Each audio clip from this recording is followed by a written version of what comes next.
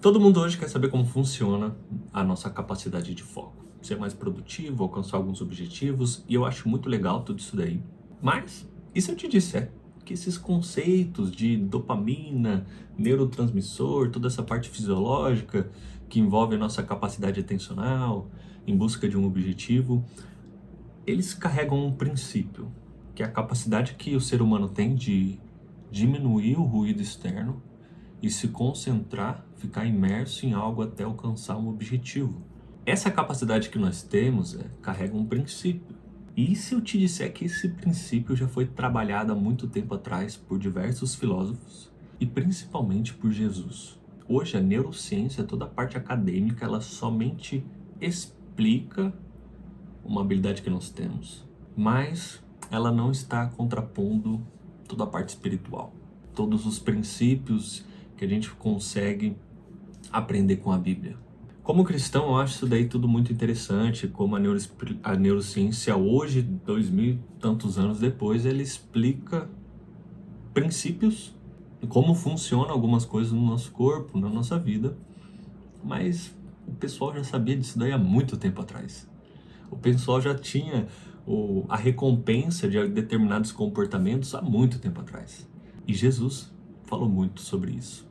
Mas antes da gente continuar, se você não me conhece, eu me chamo Felipe, eu sou engenheiro, mas nos últimos anos eu tenho me dedicado, além de estudar teologia, porque eu gosto bastante de teologia, a estudar neurociência. Inclusive me especializei nisso, estou para entregar agora meu TCC, que eu vou fazer, acho que em regulação emocional no ambiente de trabalho. Eu acho que é um tema interessante, está em alta, com a NE 01 aí sendo implementada pelo governo. Então, cara, eu acho tudo isso daí muito fascinante, né? A minha formação é engenheiro, então o meu objetivo aqui é encontrar padrões, resolver problemas, entender um pouco mais profundo algumas coisas que envolvem, né, um determinado processo. E a vida é um processo gigantesco, com várias ramificações. Viver não é uma ciência exata. E quando a gente está falando do nosso cérebro, que na teoria se comunica ali com Deus, Deus fala com a nossa mente, com o nosso espírito, a gente precisa se aprofundar um pouco mais nisso daí. Por isso que eu me especializei agora em neurociência e pretendo dar sequência nos estudos. Tenho comprado muito livro sobre isso daí, livro acadêmico mesmo. Eu acho bem legal tudo isso daí, porque eu não consigo enxergar as coisas como separadas. Eu não sou aquele tipo de cara que vai separar matéria de espiritualidade, entendeu? Se você estuda Darwin, evolução das espécies e tudo mais, você não pode ser um teólogo. Eu não penso dessa forma. A sociedade não chegou aonde chegou. O ser humano não se desenvolveu como se desenvolveu, sendo ignorante nesses aspectos.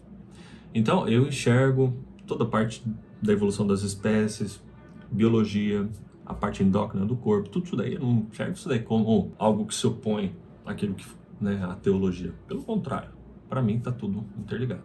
Tá?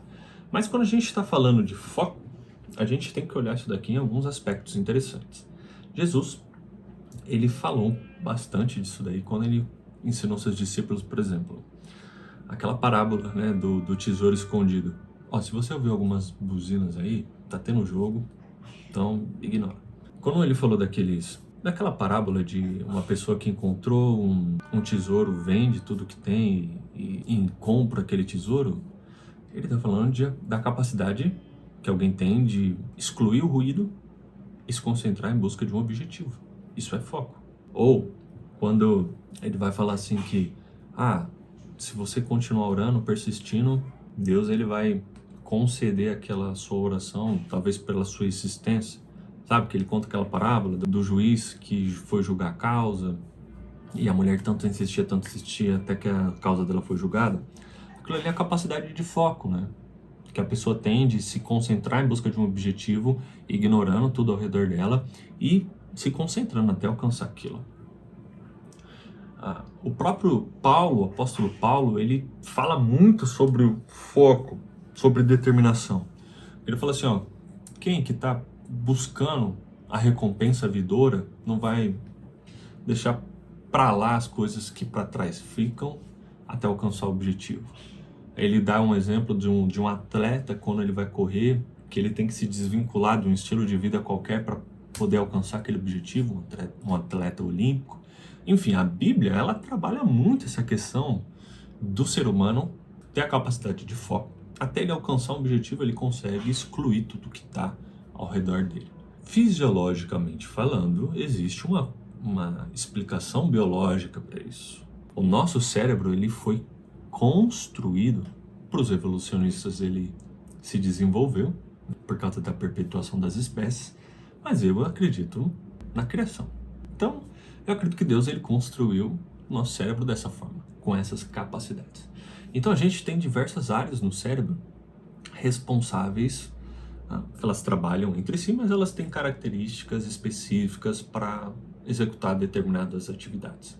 Então, quando a gente está falando do cérebro, por exemplo, a gente tem o neocórtex, né, que é a estrutura que se desenvolveu por último, a mais complexa, que é o que nos diferencia principalmente dos animais, que é a parte racional. A gente tem ali o córtex pré-frontal, né? Peguei aqui minha colinha. A parte frontal do cérebro, o córtex pré-frontal, ele é muito importante. Ele foi desenhado, ele tem uma capacidade muito importante, porque ele é toda a parte racional do cérebro. Então é ele que, por exemplo, quando o seu chefe grita com você e você se sente afrontado e fica irritado, é ele que freia o seu comportamento de agredir seu chefe. Ou quando você sabe que a sua esposa, ela tá, sei lá, tá grávida, igual a minha esposa tá grávida, os hormônios estão subindo, descendo, subindo, descendo, subindo, descendo. E você não pode se irritar com qualquer coisa. Cara, quer ver uma coisa que é interessante que o cristão ele não pode ignorar? Quer entender como funciona a fisiologia, de como funciona a beleza de tudo aquilo que Deus criou? Observa uma mulher grávida. Como os hormônios, eles influenciam no humor dela, até mesmo na percepção dela de Deus. Quando ela tá muito triste, deprimida, será que eu fiz alguma coisa, não sei o quê. Cara, é belo, bonito demais, eu acho tudo isso daí muito bonito. Então, a gente tem o córtex pré-frontal. É ele que racionalmente vai direcionar a sua atenção.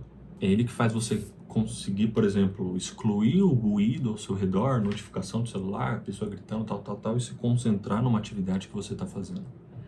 É esse mesmo córtex que faz toda a interpretação de algo que você está consumindo. Por exemplo, se você não tivesse um córtex pré-frontal, você ia pegar, sei lá, um livro como esse daqui, ó, Rápido e Devagar, do Daniel Kahneman. Daniel Kahneman. Kahneman é o que escreveu Inteligência Emocional. Esse livro aqui ele vai falar sobre os dois sistemas do cérebro. O sistema rápido e o sistema devagar. Depois eu entro nisso daí. Mas enfim, esse é o córtex pré-frontal que faz você pegar um texto como esse, ver as palavras e dar sentido a elas. Ficou claro? Sem isso, se você der isso daqui para um chimpanzé, ele pode até pegar o livro, manusear, porque ele tem uma estrutura óssea parecida com a nossa, mas isso daqui não vai fazer sentido nenhum para ele. Bonito, né? Pois é, Deus nos entregou isso. Então, a gente tem o córtex pré-frontal. Ele que vai te ajudar você na questão de se concentrar e de interpretar as coisas. A gente tem a parte endócrina do corpo, neurotransmissores que agem tanto no nosso corpo quanto na nossa mente. O mais famoso de todos, qual que é? A dopamina. A dopamina, ele é um neurotransmissor que é descarregado na sua corrente sanguínea, e a corrente sanguínea passa pelo cérebro, ou seja, está em todo o seu corpo. Ele é o que te ajuda a buscar uma recompensa. Sem dopamina, você seria uma pessoa extremamente desanimada da vida. Você não ia comer, você não ia se vestir, você não ia no banheiro, você não ia buscar Deus, você não ia fazer nada. Neurotransmissor dopamina, ele é muito fundamental para a nossa existência. Mas a gente tem outros neurotransmissores que trabalham na questão do foco. Por exemplo, a gente tem a noradrenalina. Ela que ativa o nosso foco. Ela, por exemplo, ela é o que te traz para o momento que você está. Exemplo, você está andando na rua, vê ali um pitbull solto. É a noradrenalina que vai fazer você... Opa, peraí, eu estou numa situação de perigo. Junto com ela vem a adrenalina, que aumenta a sua batida cardíaca, o seu sangue circular mais rápido e te faz, por exemplo, interpretar isso daqui como uma situação de fuga. Aí, os seus olhos captam, a amígdala ali trabalha também, tem toda a parte ali do sistema límbico de luta ou fuga e tal, mas basicamente são esses hormônios e neurotransmissores que fazem a parada acontecer mesmo, sabe? Seu corpo responder. Estou te falando tudo isso daí para você entender o seguinte: quando a gente está falando de foco em busca de um objetivo, a gente tem diversas áreas do ser humano trabalhando em conjunto. A gente tem a parte endócrina, a gente tem a parte mental, a gente tem, é o que eu acredito, aquele propósito maior que a gente encontra no cristianismo, tá? Estou te dizendo tudo isso daqui, contando toda essa história, passeando por alguns conceitos para te dizer o seguinte: se você não trabalhar o foco da sua vida, se você não tiver foco, determinação, dificilmente você vai conseguir mudar de vida. Dificilmente você vai conseguir alcançar aquilo que Deus tem para sua vida. Entende ou não? O próprio Jesus, ele explicou que sem foco você não consegue alcançar os objetivos. Para os discípulos, sem foco, sem determinação, eles não iam conseguir passar pelos momentos de provação. Eles não iam conseguir responder ao chamado de Jesus para eles. Você é um discípulo de Jesus, mas não como os discípulos do passado. Hoje Deus tem outros planos para você. E eu tô te passando, pincelando esses conceitos aqui neurobiológicos, neuroquímicos, fisiológicos bem superficialmente, só para você entender o seguinte, que Deus te deu também, olha só o que Deus fez, ele te deu um objetivo e ele te deu um meio. Imagina só, que você mora no interior de uma cidade e você quer dirigir até o centro. Sei lá, eu tô aqui na cidade onde eu moro e eu quero dirigir até o centro de São Paulo. O que eu tenho? Eu tenho um destino, agora eu preciso de um meio para chegar lá, né? Qual que é? Eu vou pegar um carro, um ônibus e vou chegar até lá. Deus, ele te deu um destino, ele te deu também um veículo. Seu corpo, sua mente, eles trabalham em busca disso.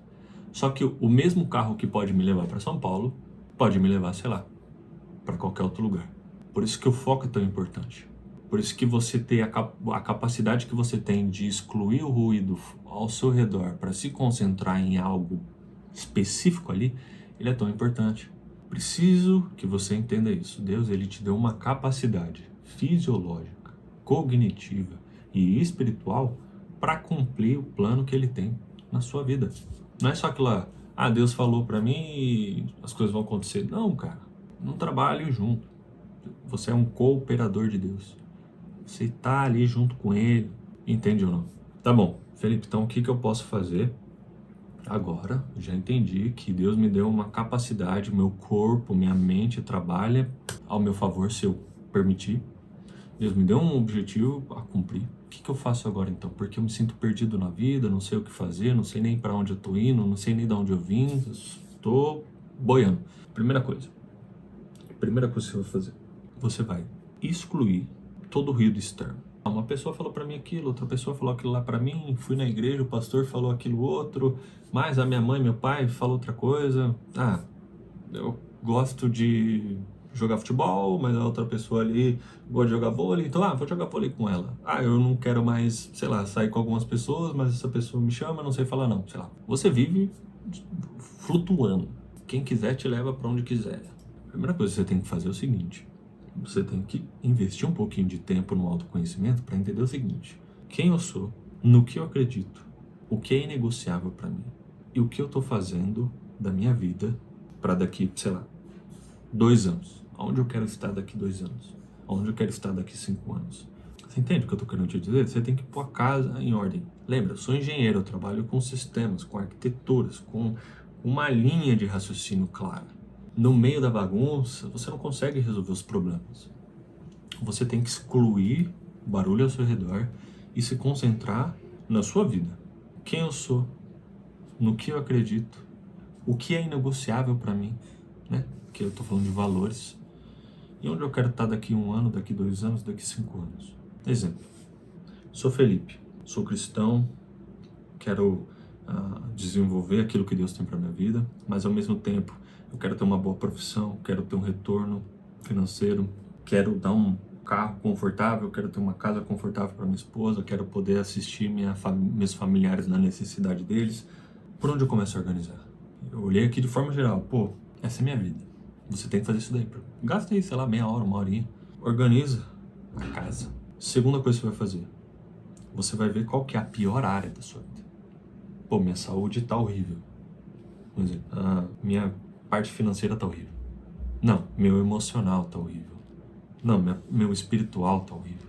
Qual que é a pior? O que mais te causa dor? Fez isso? Fez o primeiro step, o segundo step é ver qual que é a pior área. O terceiro step qual que é, então? Você já sabe, né? Planejar um PDCA, um plano de ação. Sabe o que é PDCA? Planeja, executa, vê o resultado, reorganiza e faz de novo.